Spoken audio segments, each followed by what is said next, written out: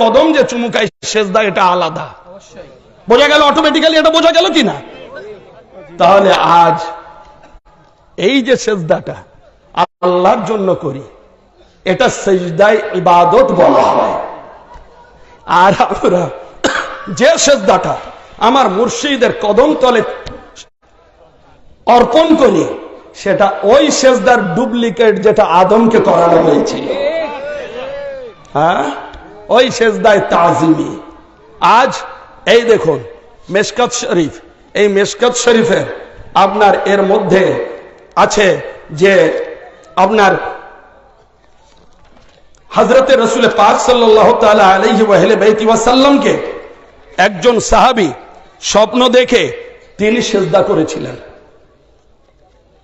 তিনি সিজদা করেছিলেন, দেখুন আপনাদের দেখিয়ে দিই।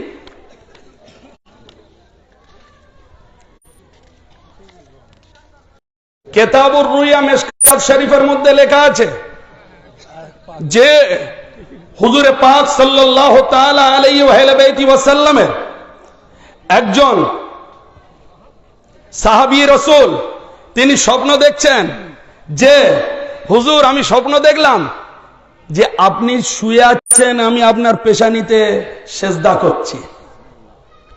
তো এমন সময় হুজুরকে এসে বললেন, হুজুর বললেন শুয়ে পড়লেন, হুজুর বললেন ঠিক আছে তুমি তোমার সেজদাটা পূর্ণ করো। এই কিতাবুর রুয়া, হ্যাঁ তুমি তোমার সেজদাটা পূর্ণ করো। তাহলে এবারে তিনি কি করলেন, নবী শুলেন, উনি সেজদা মাথায় পেশানিতে করলেন। তাহলে এবার আপনি বলুন কিতাবুর রুয়া মিশকাত শরীফ, তাই কিতাবুর রুয়ার মধ্যে যে মিশকাত শরীফে বলা আছে আল্লাহ নবী সাল্লাল্লাহু তাআলা আলাইহি ওয়া সাল্লাম, দেখুন 396 পৃষ্ঠা পড়ছি। আন ইবনে খুযাইমা ইবনে সাবিত আন উম্মিহি আন আবি খুযাইমা আন্নাহু রাআ ফামা ইয়ারা আন-নাইম আন্নাহু সাজাদা আলা জাবহাতি an-nabiy sallallahu alayhi wa sallam فأخبره فاستجع له وقال صدق رؤيك فسجد على جبهته رواه في شرح السنة।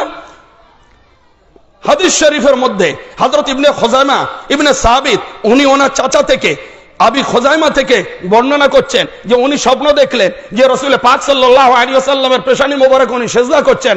এমন সময় আল্লাহর নবী শুনলেন, শোনার পরে উনি পেশানি মোবারক পেতে দিলেন, বললেন তুমি তোমার স্বপ্নটা পূর্ণ করো।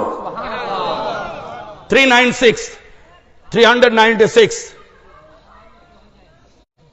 তাহলে এবারে বলুন এটা কোন সিজদা ছিল? এটা যদি ইবাদতের সিজদা বলেন তাহলে কি? ইবাদতের সিজদা তো হবে না, তাজিমি সিজদা।